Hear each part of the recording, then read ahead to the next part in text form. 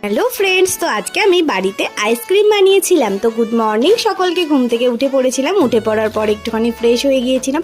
তারপর এদিকে আগের দিনই বলেছিলাম যে ভাইয়ের জ্বর এসেছে, তার জন্য ওকে একটু কুড়কুড়ে দিয়ে দিলাম। আর ও একটু সকালে ডাব খেয়েছিল, সেই ডাবের একটু দেখলাম যে শাঁস হয়েছে।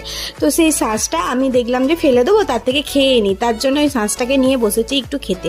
তাই খেয়ে নিলাম। তারপর আগের দিনকে যে ফ্লিপকার্টে অর্ডার দিয়েছিলাম যে আইসক্রিম ট্রেটা, সেটাই আজকে আইসক্রিম পাতবো ভেবেছি। তার জন্য জলেতে এখানে চিনি নিয়ে নিলাম, তারপর ওই যে ম্যাঙ্গোর ওই জুসটা একটু নিয়ে নিলাম। নিয়ে নেওয়ার পর একটু ভালো করে ঘেঁটে নিলাম। নেওয়ার পর এই যে ট্রেগুলো রেডি করে ওর মধ্যে আস্তে আস্তে সব দিয়ে দিলাম।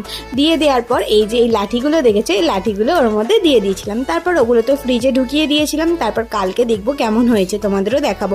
তারপর মা সন্ধ্যের দিকে একটু পেঁয়াজি ভেজেছিল, সেটাই আজকে আমরা মুড়ি দিয়ে সকলে খেয়ে নেবো। তো তার জন্যই মা সবাইকার মুড়ি বেড়ে দিল, আর এদিকে সব মুড়িগুলোতে ওপর পেঁয়াজিগুলো দিয়ে দিল। তো তারপর আমরা খেয়ে নিলাম। তো সকলে ভালো থেকো, সুস্থ থেকো। আজ তাহলে আসি, টাটা।